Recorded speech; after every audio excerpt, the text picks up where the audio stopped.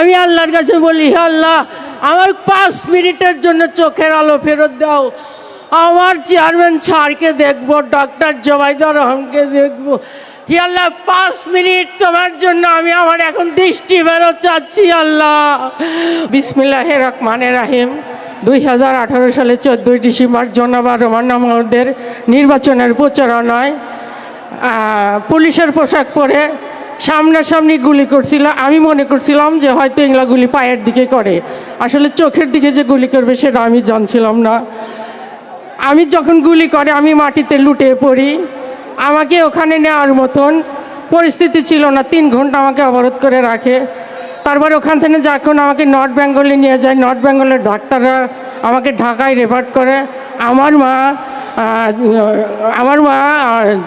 রোমান্না মাহমুদ আমাকে ঢাকায় চিকিৎসা করার জন্য পাঠায়, কিন্তু ওখানে আমাকে চিকিৎসা করার মতন আমি কোনো হাসপাতালে ভর্তি হতে পারি নাই, হয়তো ভিন্ন দল না করে দিছিল। পরে যাই হোক, কায়েস ভাইয়ের টুকু ভাই আমাকে ওখানে ভর্তি করছে। পরে কৃষিবিদ মিঠুন ভাই, আমাদের ডক্টর আমানুল্লাহ স্যার আমাকে অত্যন্ত আদরের সাথে অত্যন্ত দক্ষতা মতো আমাকে চিকিৎসা করে। তারপরে আমাকে ওখানকার ডাক্তার আমাকে অন্ধ ঘোষণা করে। টুকু ভাই আমাকে, আমার বাবা টুকু সাহেব আমাকে চেন্নাই পড়ছে। আমরা 17 বছর ধান আবাদ করছি কিন্তু কাটতে পারি নাই। আমরা সামনে 12 তারিখে প্রত্যেকটা ভোট ধান কেটে ঘরে নিয়ে আসব। আমাদের এই ভোট আমাদের চেয়ারম্যান স্যারের কাছে জমা দেব, ইনশাআল্লাহ রাষ্ট্রপ্রধান হবে। আমার প্রথম একটা দাবি, সিরাজগঞ্জ জেলার অনেক নেতারা বেকার আছে, রাষ্ট্রপ্রধান হয়ে এখানে আগে কাজ ধরবে, শিল্প এখানকার কাজ আগে ধরবে।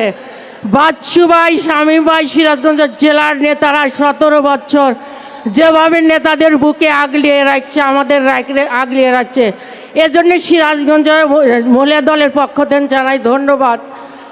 আমার টুকু ভাইকে ধানের শীষে ভোট দিবেন, শুধু টুকু ভাইকে না, সারা বাংলাদেশে 300 আসনকে ধানের শীষে ভোট দিয়ে সব প্রার্থীকে বিজয় ঘোষণা করবেন। আমি আল্লাহর কাছে বলি, হে আল্লাহ, আমার 5 মিনিটের জন্য চোখের আলো ফেরত দাও। আমার চেয়ারম্যান স্যারকে দেখবো, ডক্টর জোবাইদুর রহমানকে দেখবো। হে আল্লাহ, 5 মিনিট তোমার জন্য আমি আমার এখন দৃষ্টি ফেরত চাচ্ছি আল্লাহ। 5 মিনিট দৃষ্টি ফেরত চাচ্ছি আল্লাহ। বাচ্চু ভাইকে ধন্যবাদ জানাই।